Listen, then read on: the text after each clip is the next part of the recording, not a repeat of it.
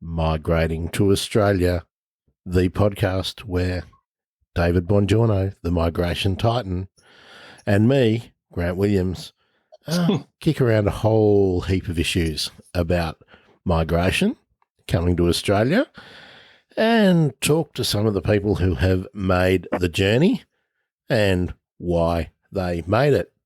Today, David, special episode for you, someone that you revere very special, and admire. Grant. So let's go with an introduction, mate. The voice of Latin American music in Australia, the oracle, the man who knows more, the leading authority on Latin American music in Australia, Saúl Zavarce. Welcome to the Migrating to Australia podcast.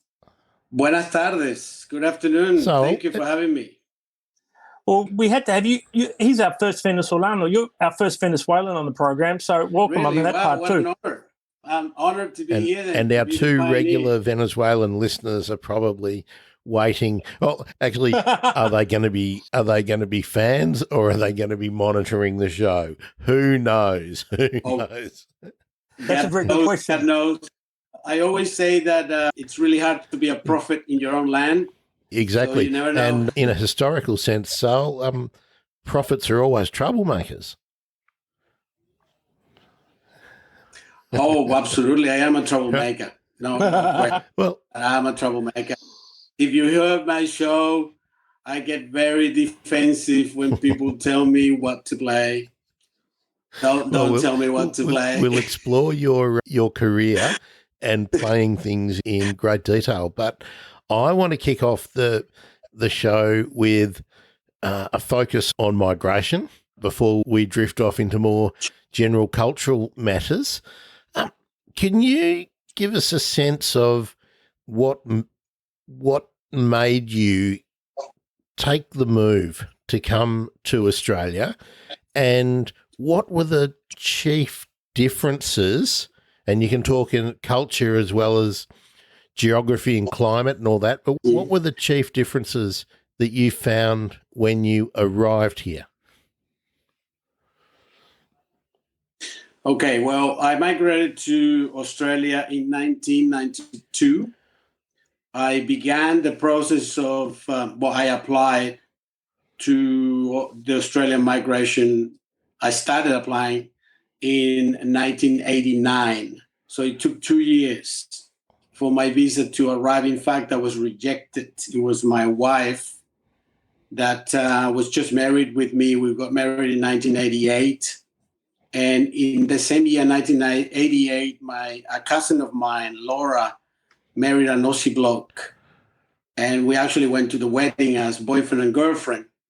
And a year after, in 1989, Laura came back from Australia to Venezuela for holidays. And she told me all about Australia and told me so many wonderful things that it absolutely shifted my desire to migrate to the United States of America to come to Australia, which I'm very grateful for. I am really happy that I never went to the US and I came to Australia. I really am. So you have to see a little bit of political context as well. In 1988, there was an election in Venezuela that was won by Carlos Andrés Pérez. And Carlos Andrés Pérez, hello guys. Hi David, welcome back. Carlos Andrés Pérez won the elections in 1988. And I was furious because Carlos Andrés Pérez, although he wasn't a bad president in terms of ideas, he was the most corrupt president we ever had. He even, he got in trouble and eventually got impeached, and he was reelected. So I really was so angry with the Venezuelan people that I said, this is it. I'm out of here. I won't stand for this. If all of you just think of the good times when Carlos Andrés was president for the first time in 1973, and you forget all about the corruption and all that, and you elect him again, that's it. That's it for me. So 1988, I met my wife. I married my wife. My cousin married an Aussie bloke, that 88. So in 1989, beginning of 1989, I began my journey to migrate to Australia. Then 1991 happens with the war of Kuwait. Remember that?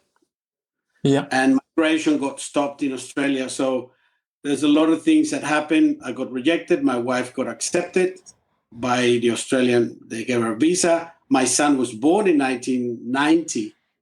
And I got my visa in October 91. And I had a ticket to come to Australia with my passport to come to Australia when Chavez tried to overthrow Carlos Andrés Reyes.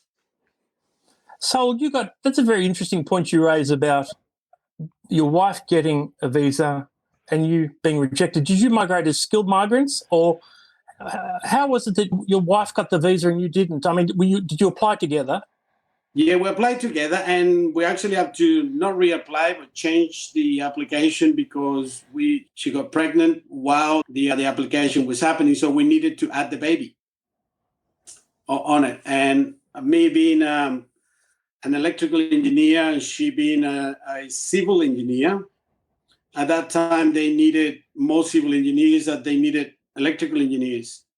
And even though she didn't speak English at all, and I did speak English, I learned English by listening to rock and roll and progressive rock. Freddie Mercury and Geddy Lee were my English teachers. Geddy Lee from what Rush, about John Anderson? My favorite band in Canada. Oh, yes, of course, absolutely. Yeah. Jethro too. Please, absolutely.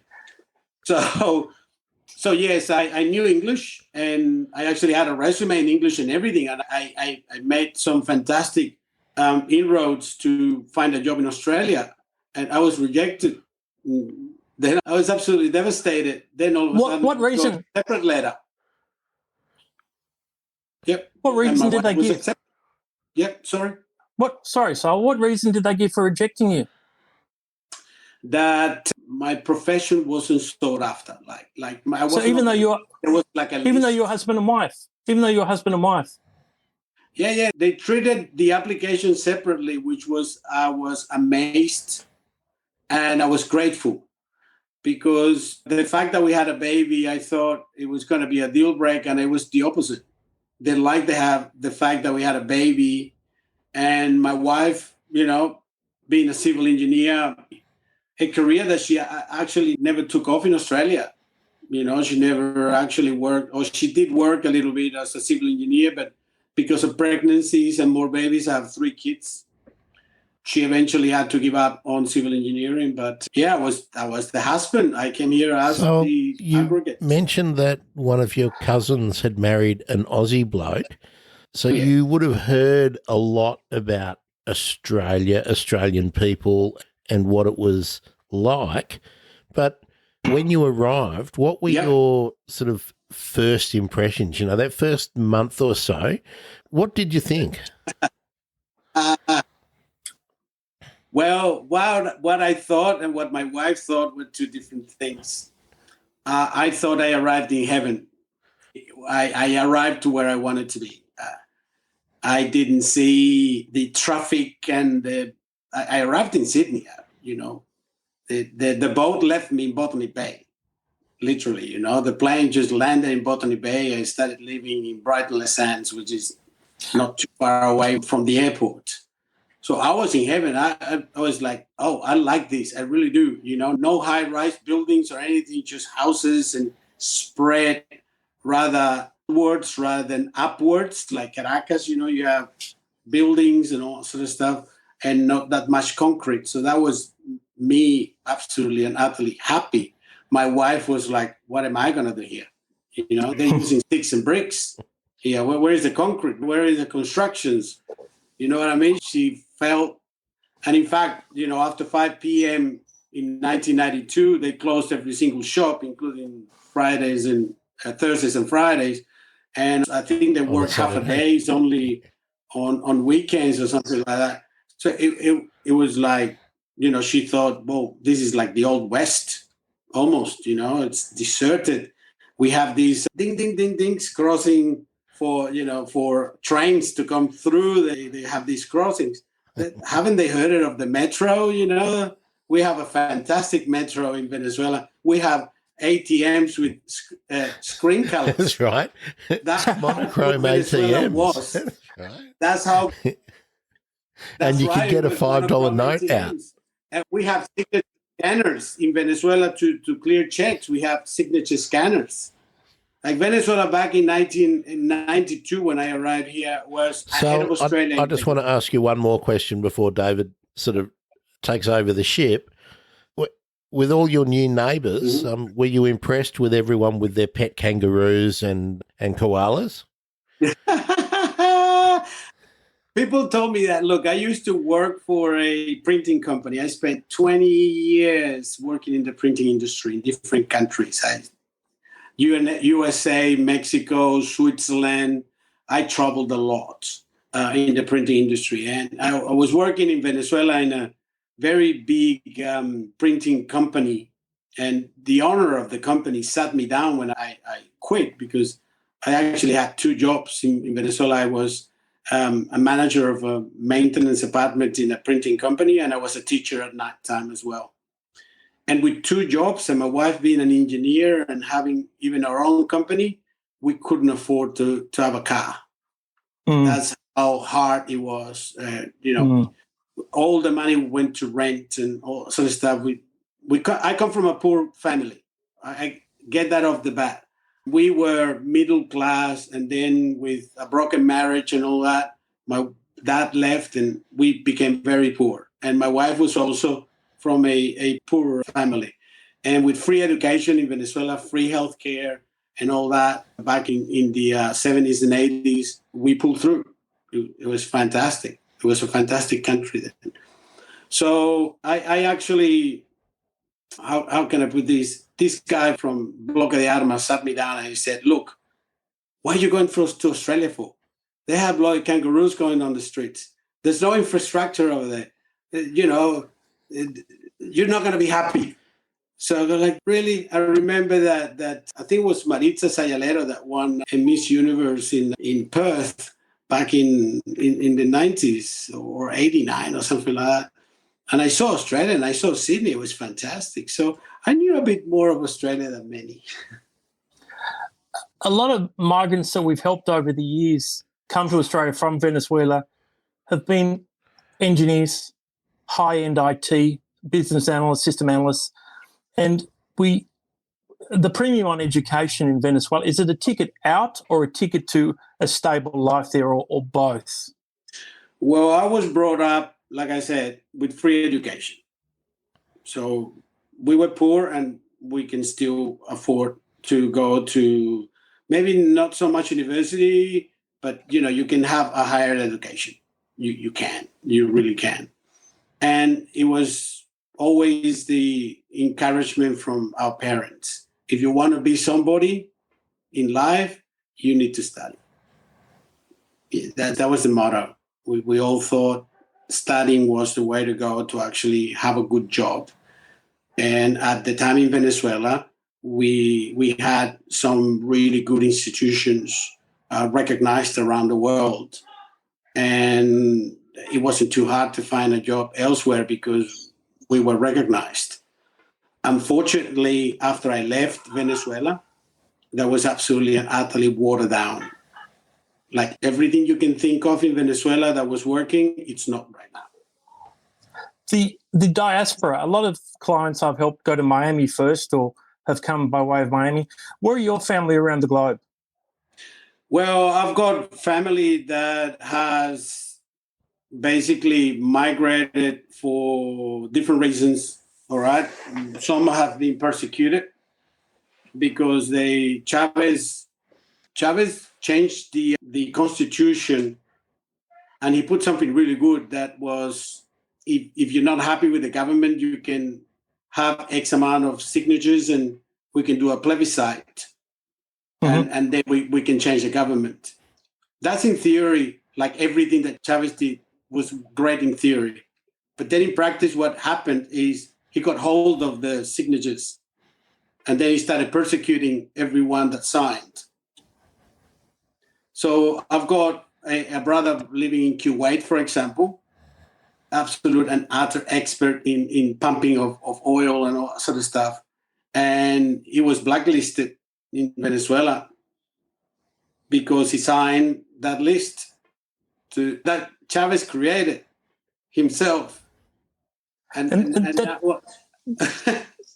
that blacklist, did that see him imprisoned and deported, or simply deported? Or how did the blacklist manifest your brother seeking exile in Kuwait?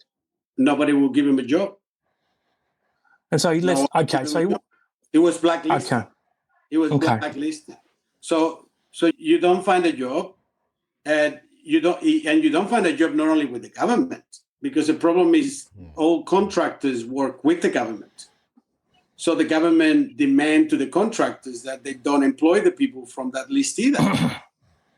La lista Tascon, that's a famous list, the Tascon list. So I've got family that had to leave the country because of the Tascon list. I've got family that had to leave because their kids began to show malnutrition because they couldn't afford food anymore. I was sending money like crazy, or I still send money like crazy to Venezuela.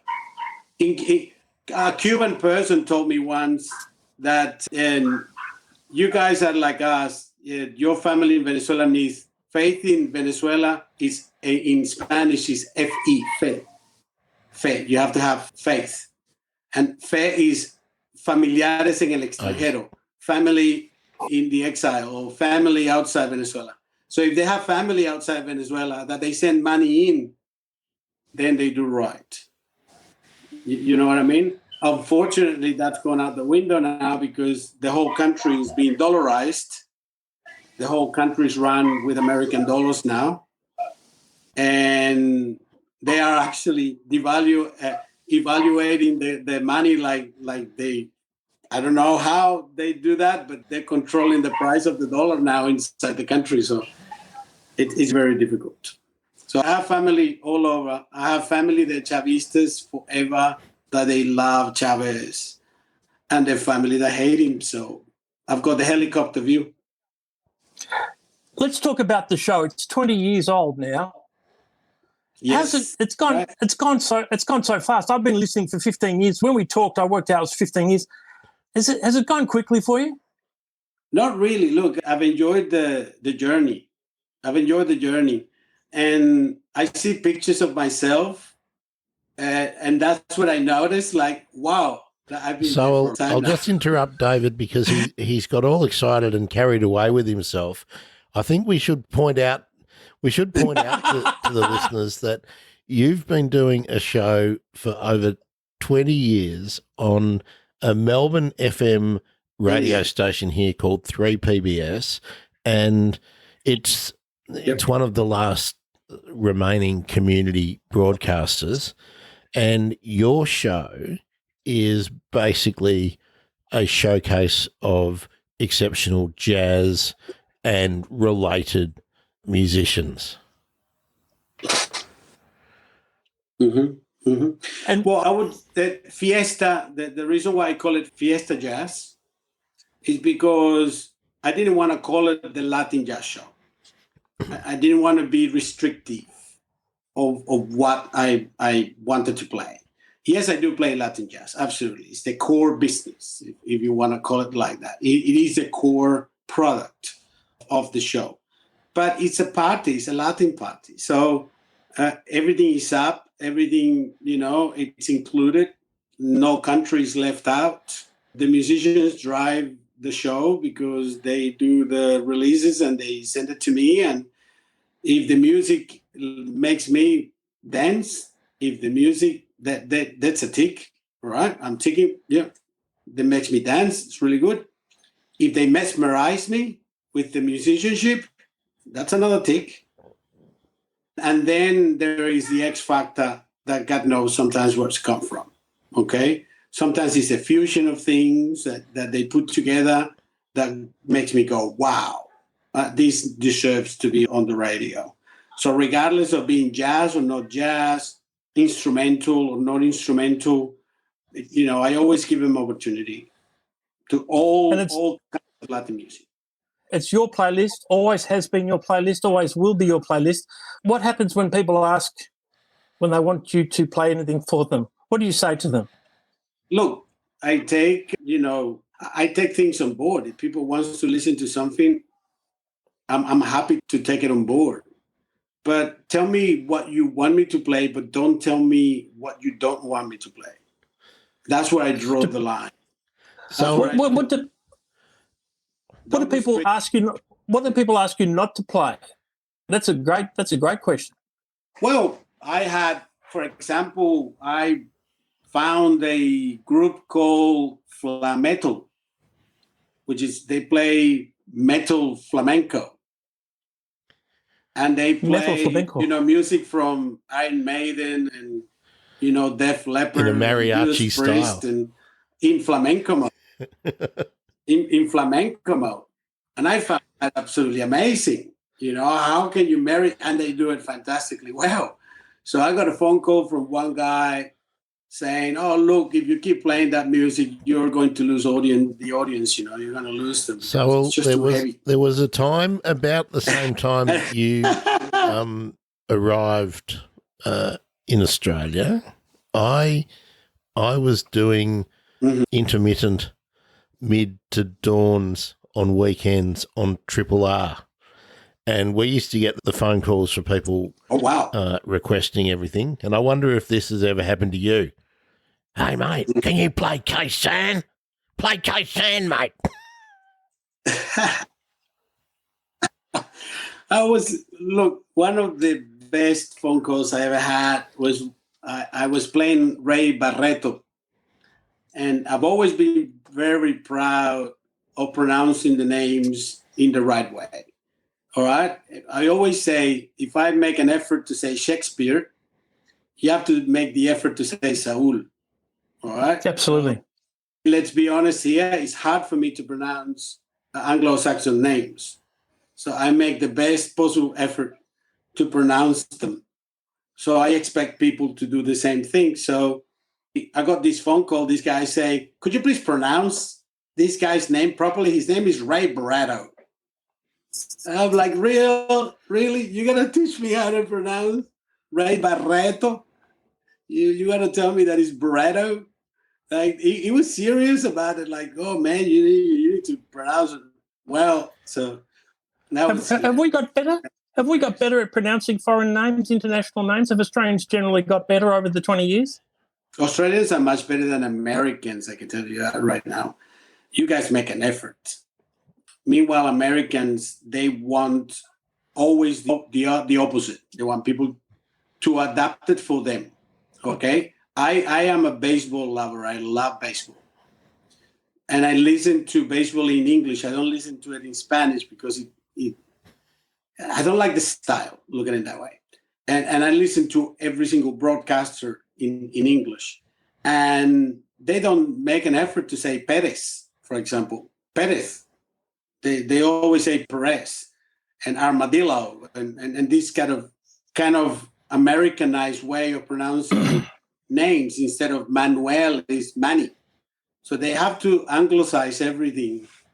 You guys actually make a bit of an effort. That's what I found. People always ask me, how do I pronounce your name? So I go, well, okay, imagine it's S-A-O-O-L.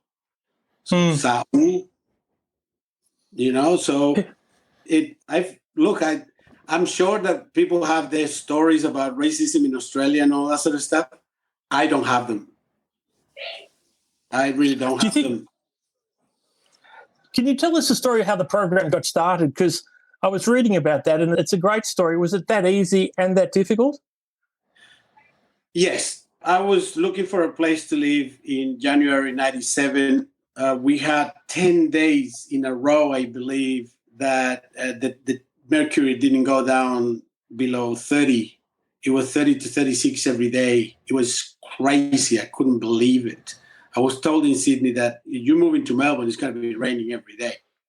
And I arrived in Melbourne and we had the worst drought, 10 years of drought. So anyway, it was hot. It was terrible. And I didn't have any air conditioning in my carrier. So I was driving at 43 degrees with the windows down, thinking that I'm going to get, cool air in, and it was like being in an oven. And all of a sudden, on a Friday, I listened to Oscar de Leon. I listened to Latin music presented in English, and not only English, it was a perfect Australian accent, and it was a lady. So everything that you can think of, ethnic, man, in Spanish or whatever, it was not. And I literally nearly crashed. I stopped my car.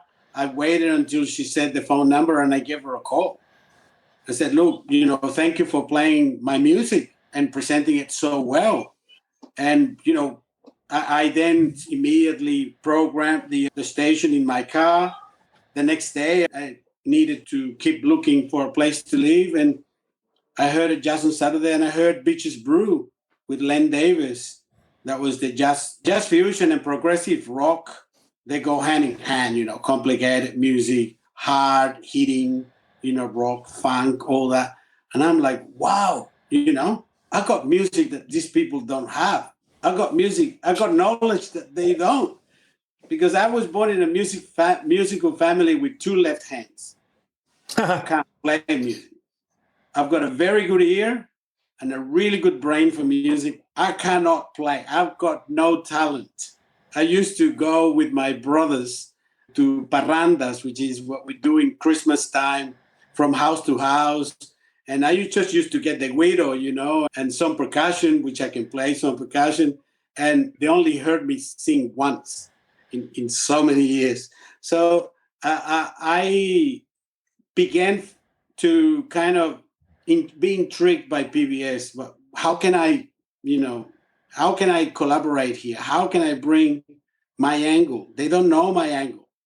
I want them to know my angle. When I was a little kid, well, not so much little kid, pre-teenage years, I used to go to parties, and instead of going dancing, I used to go next to the DJ, and I would hand him the discs, the LPs. We're talking about 1975, 1976, 1978. And I was fascinated by being a DJ. I wanted people to dance with my music. In fact, I started recommending the DJ what to play.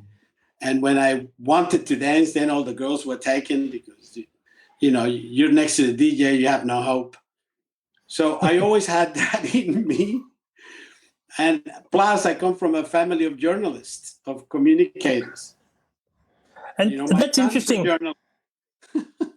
That's interesting because you educate with the program. Is that one of your key missions with the show? Yes, 100%.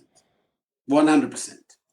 And look, I studied engineering, electrical engineering, because it's what I could, all right? But if I would have chosen, a career, I would have chosen communication for sure. Or teaching. I love teaching. You do lecture on Latin American music, don't you? Well, I have done presentations. Yeah. I love doing presentations. One of my skills in the workplace is that I can translate complex and difficult themes and put it in simple words. I can do that. I can explain to you what jazz is. Nobody dares to do that. And I can do that in simple words. I am a technical trainer, and I try my best to put everything simple for people. So I do the same thing. The show is an spit image of me. I produce that show every single week. I bring to the show what I want people to be excited about, that I'm excited about. And I want them to know where it comes from. I want them to know, who is the person that made that music and where that music come from. I'm passionate about that, absolutely. People listening who may have their road to Damascus discovery of Latin American music through this, what would you suggest they start with? If people are listening and thinking, oh, Sal's got an interesting story, his program's terrific, what would you recommend a six-pack? What would be a six-pack of music for them to start with? Well, every art is subjective. So whatever I recommend could be absolutely and utterly wrong. So it all depends on the person. Do you like complicated music? Do you not? Do you like dancing? Do you not? Do you Is there a like, canon? subdued kind of music? You like loud music? And subdued music, tango.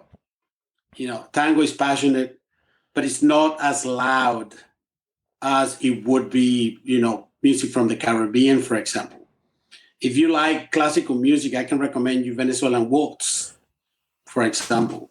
Or I can recommend, music more from the Brazilian, that part of Brazil, Venezuela, Colombia, that has that influence of Black, but also a lot of European combined. Because if you go to Cuba, for example, or Puerto Rico, where you can see the slaves, they took over. The slaves took over the islands because they were brought in mass just to get all the gold and the richness out, and populating the island was second priority. You know what I mean? So that's, you see all the Blacks.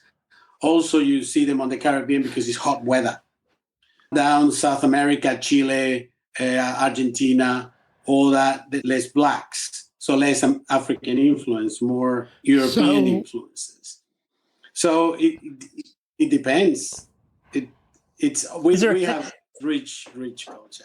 Is there a sacred canon, though, like literature and cinema have their canons? Is there anyone who wants to understand Latin music, are there any works that are essential, irrespective of taste? Well, for me, it's the movie Calle 54. Okay, beautiful. The movie Calle 54 came out in the year 2000, the same year that Fiesta Jazz was born. And when I saw Calle 54 on the big screen, I had goosebumps and tears because I saw the vision of my show on the big screen. I saw Fiesta Jazz on the big screen, and I had the privilege of interviewing the person that made it, the Spanish cinema. I can't remember his name right now, but I interviewed him, and we are on the same page. We do believe that Latin jazz is an umbrella that handles all rhythms from Latin America and Spain in a jazz format. So that's a movie that I would. So I want to ask you the same question, but in a slightly different way. When you and your family and Latin American friends get together and you've had too many drinks, what are the five songs or CDs that always get played or sung prior to COVID? Well, look at it this way. Depending on the group, you can actually go really down with the how can I put this, with the knife in your heart and listen to Mexican music, for example. Javier Solis and all these things that, oh man, and like they're heavy as you wouldn't believe. You listen to them when you're drunk, that's for sure. But look, you can listen to Brazilian music, for example, as something really light and beautiful that you can keep in the background. You can listen to salsa, to dance. I always like salsa, merengue, to dance, but not to listen to. For me to listen to, and this is my taste, I like complicated things. So house music or reggaeton, I hate reggaeton. I would never play reggaeton in my life. But look, I would recommend for someone that never heard Latin music before, that wants to listen to Latin American music, I would highly recommend them to go instrumental. Find something instrumental. Find something with Spanish guitars. Find instrumentals of Afro-Caribbean music. Find instrumentals on tango. Find instrumentals on choro, bossa nova, all these things. That's what I would find for Anglo-speaking people, because you don't get overwhelmed with lyrics and you can interpret what the musicians want to tell you. So I would highly recommend instrumentals. You could also recommend a local boy, Doug DeVries. He's an honorary Latino, isn't he? Look, Doug DeVries is a genius and a great guitarist, but I found him a little bit one-dimensional. It's my opinion. because he always falls back to the bossa and the choro and all that sort of stuff. And Brazil has such rich, especially down in the Amazonia and towards Argentina and Uruguay, down that area, that, it's just amazing. So look, I would recommend people to listen to Fiesta Jazz, to be quite honest with you. If they want to learn about Latin music, it's the place to go. How much did David Byrne, with his 2 CDs, mid-80s, when he introduced the Western audience, English-speaking audience, to Latin American music, did that play a big part? Was that something you were aware of, and did that bring to the West, to English-speaking, the tastes of Latin America? Do you remember the CDs he made? Yeah, I remember the CDs he made, but the compilations with no effect. No, look, I would say, the Buena Vista Social Club, I would suggest was a more impactful. Raikuda. I would suggest that Raikuda definitely did a better job than David Byrne.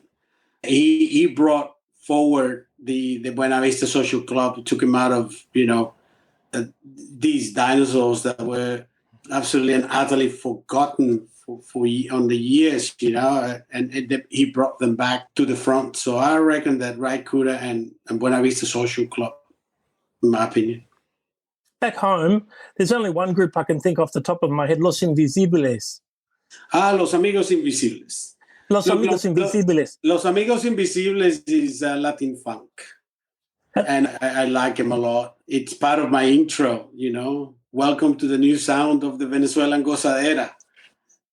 Fusion of different elements of Latin dance and sex culture.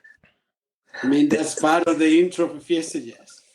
They're very, are they perhaps Venezuela's most famous export?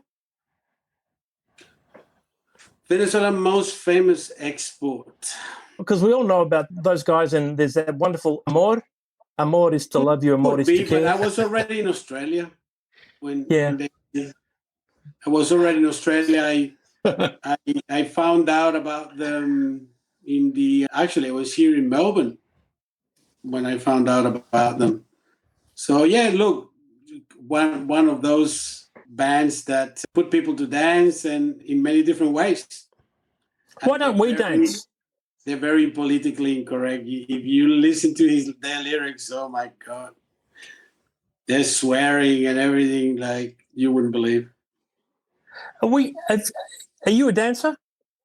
Yes, of course. If I don't, why don't we dance? What's the problem with Australian men? Why are we so self-conscious, in your opinion? Look, we dance because we are black. We're Africans. I don't care what color of the skin I have. I'm an African descendant. Simple as that. When I see Africans, partying, or I see them protesting, or anything that I see in the mirror, I see that rhythm that is in us.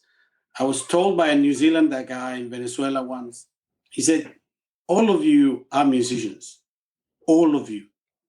And I go like, why? What do you mean? Because I see people everywhere tapping with the right rhythm, no matter what. Like you go in a bus and there is a tune, and you will see someone tapping on the foot or tapping on. We're always tapping. We're always with the rhythm. We're always moving with the rhythm. And that is natural.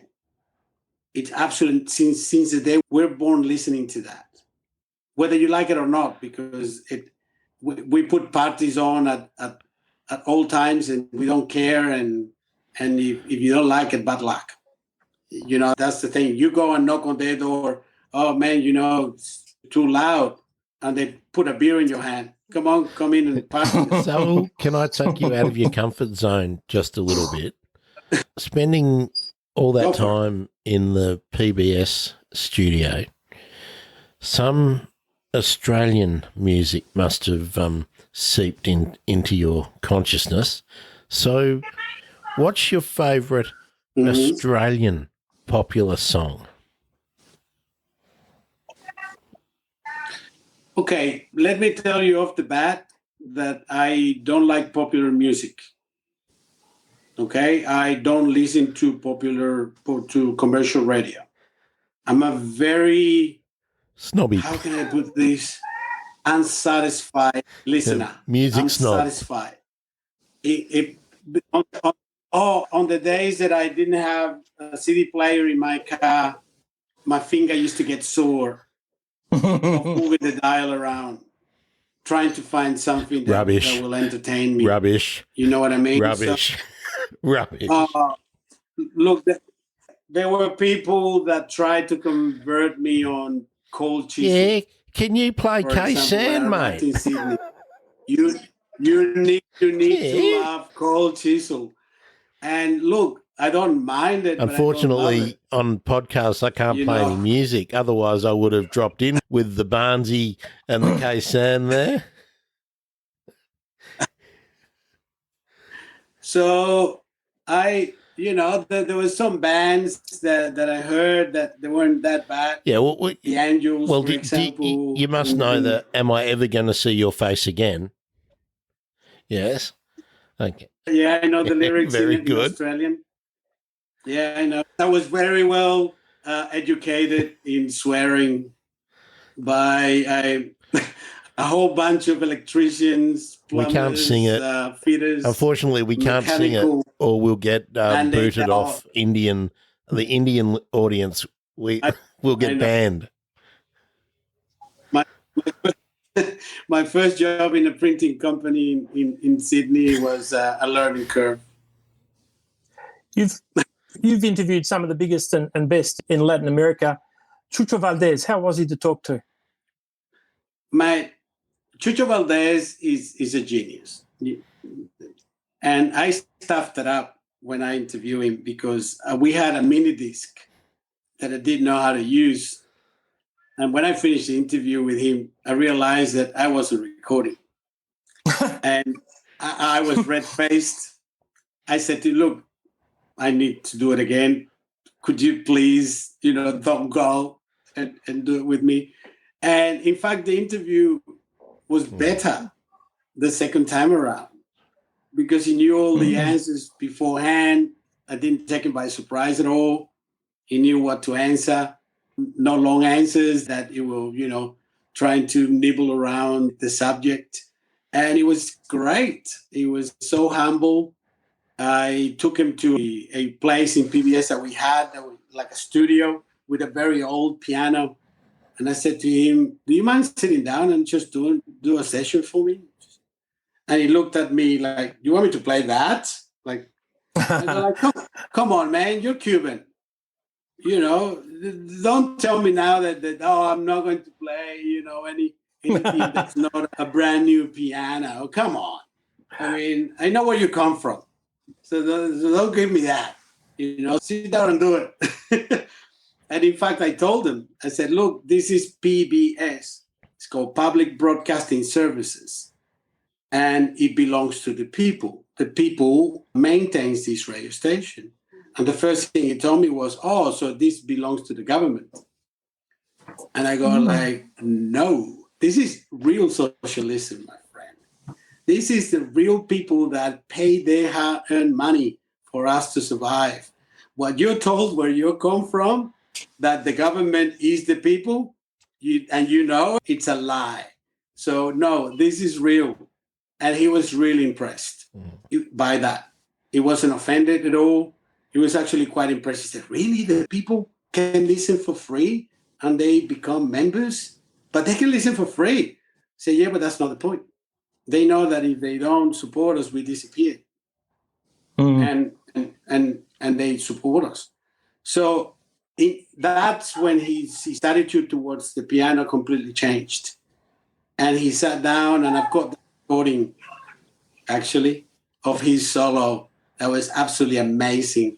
God knows what notes he tried to hit, and the key didn't actually go down, all the way, or he wasn't lifting good enough because it was an old, rotten piano.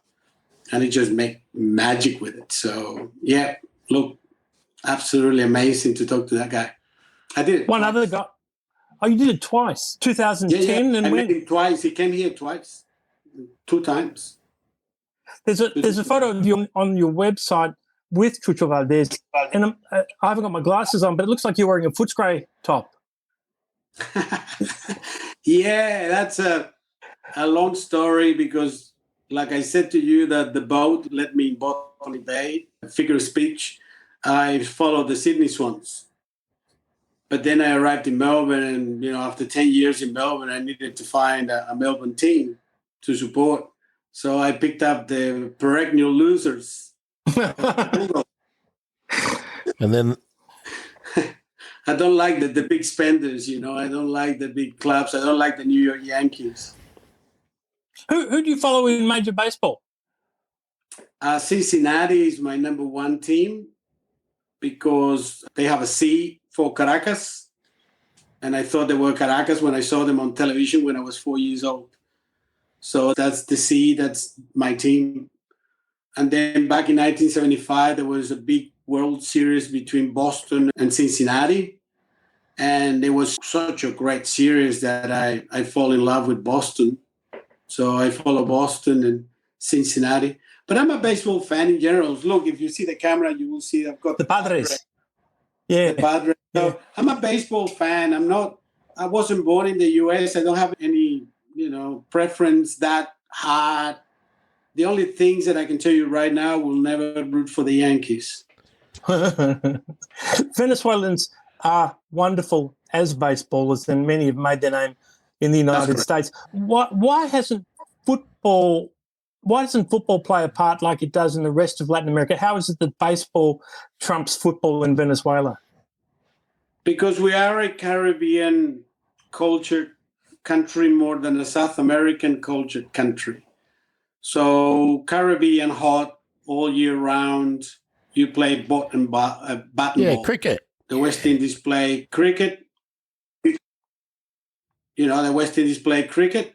And Cuba, Puerto Rico, Venezuela, Nicaragua play baseball. The only country in the world that has the same culture of baseball and football is Mexico. It's the only country that has dual culture. So football for a long time was third after basketball was second. So we're always Americanized. Look, there's a lot that people say about, the USA and they colonize us and all that sort of stuff. That's completely untrue. Venezuela, we got where we are because of ourselves, not because any other country pushed us in. We made the mess that we are right now, and we opened the door for other countries to come in, and we put the Americans out. So, back in the 1920s, 1930s, 1940s, we had oil, we had petrol, and sure, the American companies took advantage of our corruption to actually establish themselves in Venezuela. But it's our corruption that let it happen. They took advantage of our corruption. If we weren't that corrupted, if we weren't a kleptocracy, as we are, they don't take advantage of us like they did. You know what I mean? So we are in the mess that we are because of us. Chavez opened the door for Cuba to take over. Then they opened the doors to China and Putin and Russia. And you can see the Chinese destroying the Amazon, getting all the gold out. You don't see that on TV. That's not sexy TV. But I know that's happening. So, but it is us. The Chinese give us a little bit, and we sold 10 years worth of petrol in advance to the Chinese, and they got us. So it is us. We made that happen. It was us. So don't blame anyone. The left, if you want to see Venezuela right, if you really want to see Venezuela right, if you want to see Chavez right, if you want to see Maduro right, take your glasses off, whatever ideology you have. Take your glasses off of whatever political tendencies you have. Take that off. Take that off. Because if you see it in a political way, if you see it in an ideological way, you're looking at it completely. Always look at that's my true belief. it's not sexy TV and it's not sexy journalism. You mentioned the truth. We don't get it here.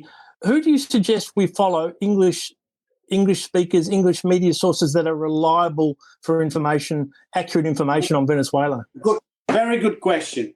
Okay, and need to change my glasses because I need to see my phone now. And good question. What's happening with journalism in Venezuela is exactly what is happening in America with journalism.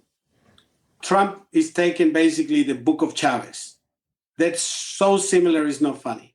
Chavez immediately attacked the media. He labeled himself the victim of the media. Okay? So this is not new. I'm seeing the movie in the United States like I saw it in Venezuela in Spanish, and now I'm seeing it in English. So if you want to follow journalists, find individuals, find freelancers. The problem is with freelancers is that you find individual guys that as soon as the government finds out that they're doing journalism, then they kick them out.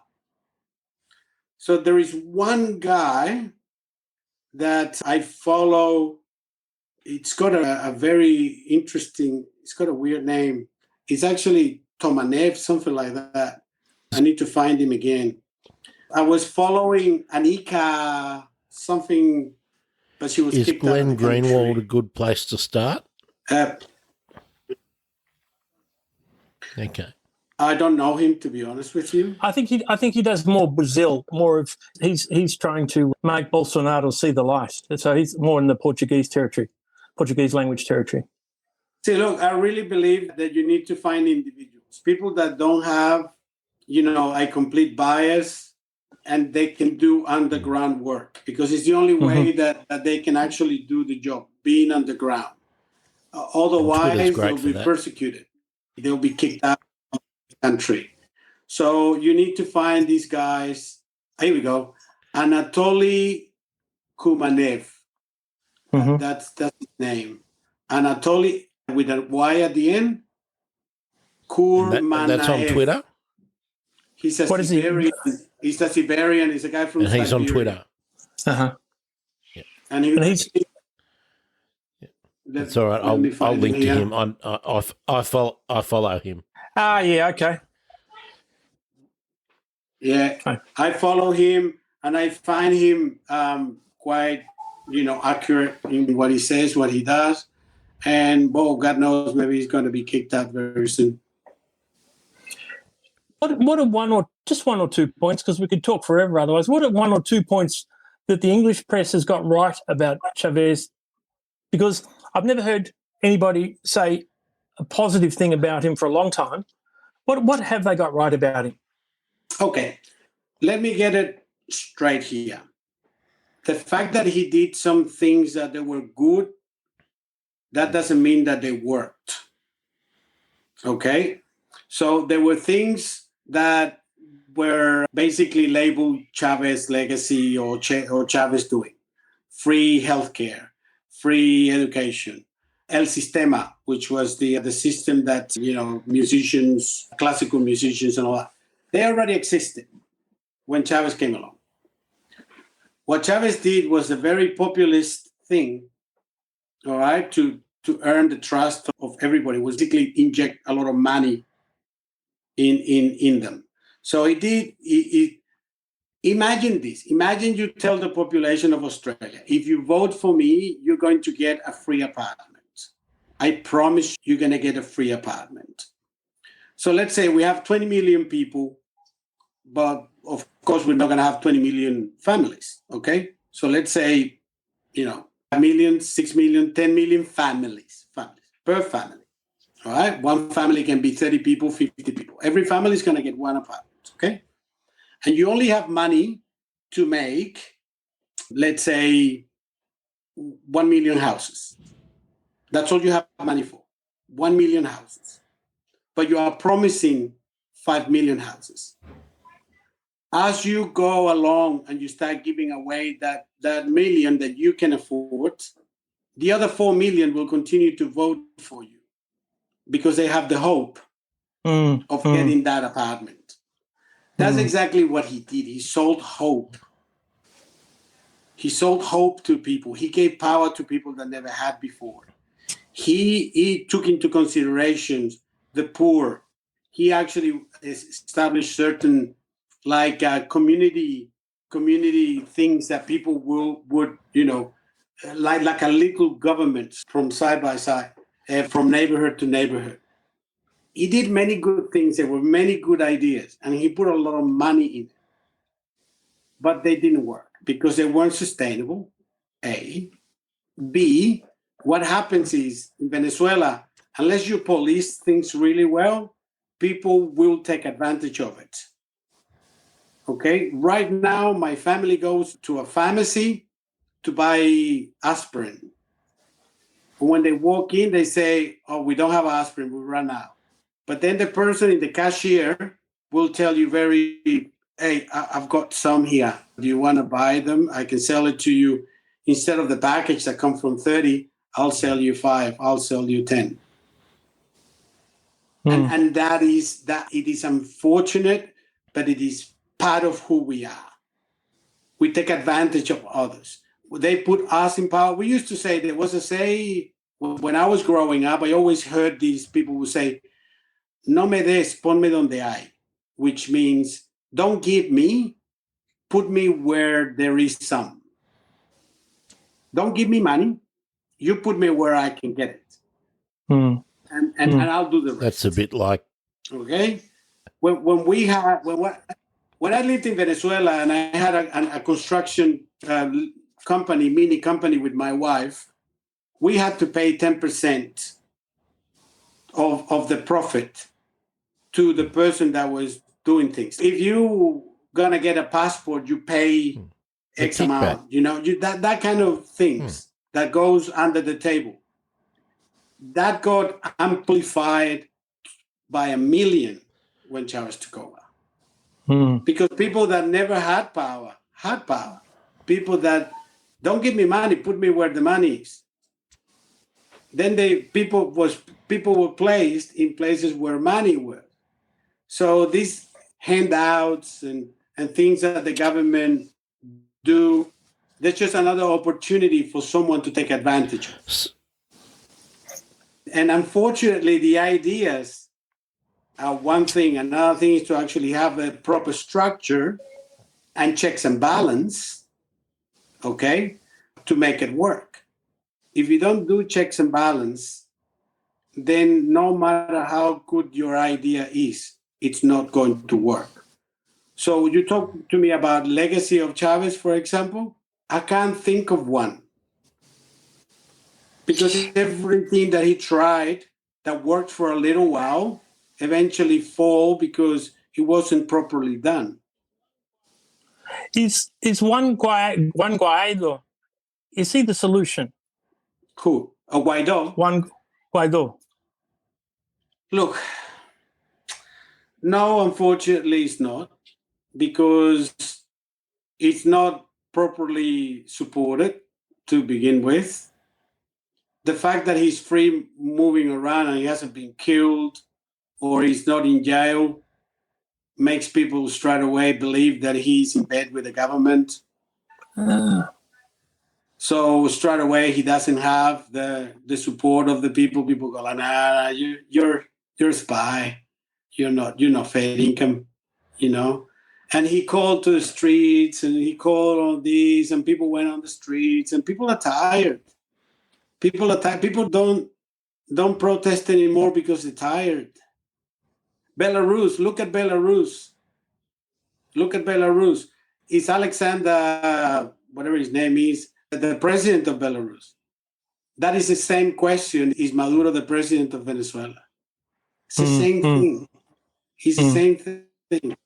So what happened when people will get tired of protesting and being harassed by his thugs? Look at Belarus and you will see Venezuela quite a few years ago. Of course, in Venezuela, they're more ruthless. They'll kill you in front of the camera. They don't care. Now, your moving premises we'll go back to the show. We'll touch just briefly a little more on the show. You're moving, first time in 20 years. Yes. Yes. Now, I'll believe it when it happened, though. It's not going to interrupt the continuity of the show? No way. No, I don't think so. What do you got planned for the next? Do it remotely. We can do it remotely too. What do you got planned for the next 5 years? You're 25 years soon. What have you got planned? Anything different or just continuing along the same path? Look, that's the beauty of Fiesta Jazz is driven by musicians. It's not driven by me. I'm not the artist. I'm the vehicle. I'm the guy that puts the gumboots on and he gets walking, and I listen and I listen and I will never stop listening. And then I try to sit down, get inspired, and put a playlist together that reflects the music that's arriving. If I stop getting new music, with digitalization, you need to understand that digitalization right now has revolutionized the way that we get music. Music used to be owned. Music are no longer owned. You know, people rent the music if you wish, you know, and that's what digitalization has done. Hey, look, that's part of my, professional life, digitalization, which, by the way, I'm going to be made redundant. I've been told that unless we go, to do face-to-face training soon and we start getting money in, I'm going to be made redundant. Jesus. So if anyone Sorry to hear out there that. listening, I'm available. What's their rationale there? Because, we're conducting podcasts on Zoom. What stops you training on Zoom or any other form of Nothing. any other platform? Yeah. I developed a system to do hands-on remote training, and it's quite successful, but it doesn't bring the same amount of money. You can't have many people at once, and you can't charge the same thing. So even though, and plus the COVID makes it hard, it, like any business model, you need time to get established. And, hands-on remote training, the way we do it, it will take time for the industry to see the experience of others and then come along. But in terms of online, it's as good as it gets, because I actually, just like you and I were talking right now, I get with my students like this and they remote control the industrial equipment that they programmed, that it will be in my room, like I have a room full of equipment, and they controlling that from afar. So sure, that is good and they appreciate that and all, but unless we can go face-to-face and start getting like 10 people in a class, we can only have 4 online talking to me at one time, and we're not having people lining up to do the training course. So they said that unless the business picks up by the end of the year, in January, I'll be unemployed. If we wound the clock back to 1992, and you were presented with this opportunity, would you take it again to come to Australia? Oh, in a heartbeat. Absolute, in a heartbeat. Look, I'm not only grateful to this country that gave me the chance to live here. I cherish every single day that I am here. And my kids, I've got a 30-year-old living in London right now. A 22-year-old just graduated, Michelle. And I've got Samuel that is doing psychology in Monash University. And they all thank me for bringing them to Australia, and specifically Australia, because you don't know what it is to be in the USA as Latinos. You know what I mean? The racism, the systematic racism of the USA and Europe, it's not what we find here in Australia, really. So, like I said, if someone has bad experiences in Australia and they felt racism and all that, look, I haven't felt it. I'm on the radio station every Saturday. I can get abusive phone calls, or I can get abusive SMSs. I can be targeted. And in 20 years or 22 years that I've been on the radio, I have never been no targeted, no abused. I really can't say anything bad about the Australian people, and embracing the music and embracing me. Because at the end of the day, my show is a reflection of my character and my passion and me as a person. So last question. It's 2050. You've clocked up 50 years on Fiesta Jazz. What would be the last 5 songs you played on your final Fiesta Jazz program? Final 5. Well, I can tell you the very last one. The very last one is a song that I told my wife that must sound in my when I die, the funeral. How you call it? The funeral. In my funeral. The song that's going to sound in my funeral will be the last song that will sound in Fiesta Jazz by my hand. And it's called Vida, Life, by Rubén Blades. Ah, okay. That is a song that it just represents what life is. And it's such, I really recommend you to see and read the lyrics, translate them and understand them, because it's just awesome. And it's a great song. So that will be the last one.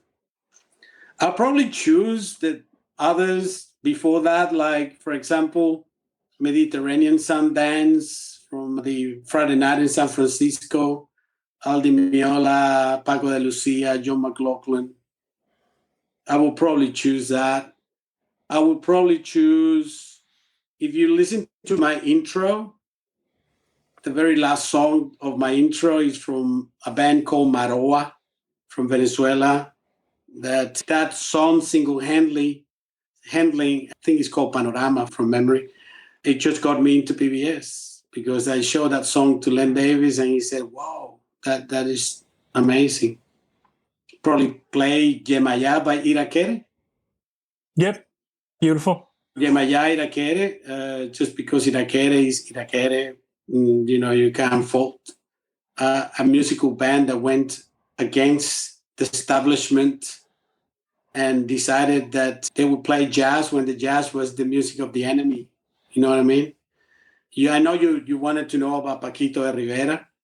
And Paquito de Rivera was arguably one of the most exceptional interviews that I ever done, together with Chucho, two Irakere guys, It's fantastic. And Paquito founded something called La Escuelita, the little school in New York. And he's basically, his legacy is all these musicians that are now leaders, Michel Camilo, so many of them. Have a look at the movie Calle 54, the very first track. I think it's called Pan American Suite, Paquito. All those musicians are part of the Escuelita of it. So I got to play some Paquito, So I would say I finished with that. I will finish with a lot of... Now, Saúl, David told you a big fat lie. He does it every week. He says, last question, and then he forgets that I've got a last question. Now, I'm going to take you back to the big tin bird flew you into Mascot Airport in Sydney, and you've disembarked, and you and your wife are looking around, and you're experiencing Australia with wonderment and rose-coloured glasses, and your wife is looking around and going, "Oh my God, I'm in a jungle, but there's no trees. I'm out in the middle of nowhere." What I want to know is how long did it take both of you to go and meet a kangaroo and cuddle a koala? Well, I've got to tell you that I never saw a kangaroo, touch a kangaroo, until many years after. Like, I saw them in the zoo. We went to the zoo, Taronga Zoo, to see a kangaroo and all that sort of stuff. But I didn't actually had an interaction with a kangaroo until I came down to Melbourne and I went to Phillip Island. Yeah, And in Phillip Island, there is a place that you can actually feed the kangaroo and and all that. So look, man, I'm a Victorian. I really am. I am a Victorian at heart. I always thought that I wanted to retire in Queensland because of the warm weather and all that sort of stuff. You know what? I was born in the warm weather. I arrived in Australia when I was 29 years old. I'm now 57. So I'm about to go even with, my Australian life and my Itchy jock straps are overrated. In fact, if you can't, you really have to count when you're an adult. Having an itchy jock strap is overrated. We don't want that weather. So, but the good weather, I don't care. I don't care about the good weather anymore. It's irrelevant for me. I cherish the lifestyle. I cherish what I have here in Melbourne. And PBS is here in Melbourne. It's such a part of my life. I'm going to be a volunteer for 22 years, 20 years with my own show. I can only surpass that with my marriage. I've been married for 32 years. That's how faithful of a person and committed person I am. I haven't lasted in any job that long, either because I have to leave the country, from one country to another, from one state to another, and eventually career choices, and you made redundant and you have to leave. But, if I move to Queensland, I'm going to be such a miserable person because I will not have PBS. I won't have Fiesta Jazz. And that's my retirement plan. That's my retirement plan. It's been fantastic to have you, Saúl. Thanks for coming. And thank you. As you always say, que tengas un buen fin de semana. Que tengas un buen fin de semana. Look, I always make sure I say hello and goodbye in Spanish. I don't know if you noticed that, but I always say buenos dias. That's my good morning Vietnam moment. Saúl, it's been a pleasure to meet you. I'm glad David reached out. I hope you can give us all the links to the amazing people you've mentioned and the movie and whatnot, and I can include them so people can, who like me don't have the same knowledge as David, can chase them up. And I really hope that your family honours your final five at your funeral.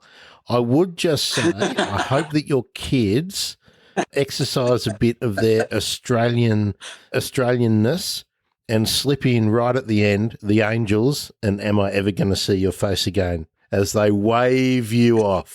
Well, we'll see Saúl again. Come back for the 25th, Saúl, and we'll talk again for your 25 years at PBS. Mate, I'm easy. Just tell me when and I'll be here. And of Beautiful. course, have a good everybody, weekend. You too. Thanks. Ciao. If you want to catch up with David, remember the best way to do that is to reach out on Twitter at David Bongiorno, DIVIDBONGIORNO. Oh, I've been. thank God you're not. Yeah. Thank God you're not doing my spelling. David Bongiorno, one word. DAVIDBONGIORNO, and to reach out and listen to Saúl Zavarce 11 till 1 every Saturday, 106.7 FM, and going wide on the internet, globally on the internet.